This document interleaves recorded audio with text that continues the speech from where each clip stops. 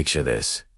You're an off-duty FBI agent, enjoying a quiet Saturday in your perfectly average suburban home. The biggest decision of your day is whether to mow the lawn or start that new streaming series. Suddenly, there's a heavy, insistent knock on your door. You open it to find 3 people in matching, overly starched polo shirts, all sporting clipboards and expressions that could curdle milk. "Good morning," the lead one says, his voice dripping with false authority.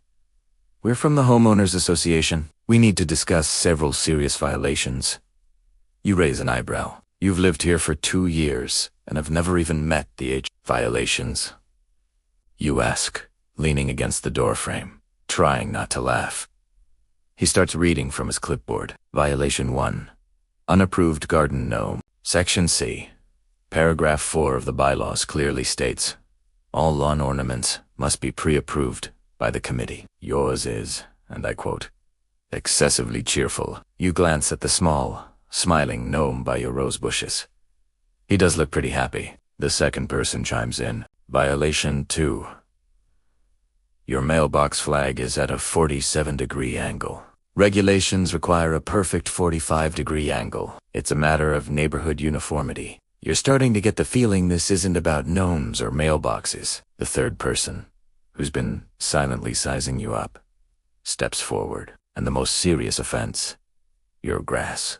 It's half an inch taller than the mandated 3 inches. He points a ruler at your lawn like it's a weapon. We've received multiple complaints. You know for a fact your next-door neighbor, Mrs. Gable, is on a month-long cruise, and the family on the other side just moved in yesterday. You decide to play along. Is that so?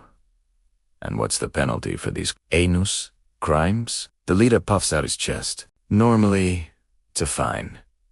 But given the severity and multiplicity of the offenses, we're placing you under citizens' arrests for gross violation of community standards. That's when they make their move. As 2 of them reach out to grab your arms, you decide you've had enough fun. In a motion so smooth, it's almost a blur. You sidestep their clumsy grasp. One of them stumbles into the other, and they both go down in a heap on your welcome mat. The leader just stands there, his mouth hanging open. You calmly reach into your back pocket, pull out your wallet, and flip it open. "Well, that's interesting," you say, your voice now carrying a different kind of authority. "Because you're not the only ones with official business today." You hold up your badge and credentials. Special Agent, FBI. Impersonating a community official is a minor offense, but attempting to unlawfully detain a federal agent, that's a whole different level of paperwork, and you boys are about to be buried in it. The color drains from their faces. The 2 on the ground scramble to their feet, looking for an escape route that isn't there. The leader stammers, "FBI, this is... ... This is just a misunderstanding." You smile, a genuine, not at all cheerful smile. "I don't think so. I think this is where I place you under arrest." You pull out your phone and make a quick call. Minutes later, the quiet suburban street is filled with the flashing lights of local police cars. As the 3 fake HOA enforcers are led away in real handcuffs, you give a little wave. You glance back at your garden gnome. He seems to be smiling even wider now. Maybe being excessively cheerful isn't a violation after all.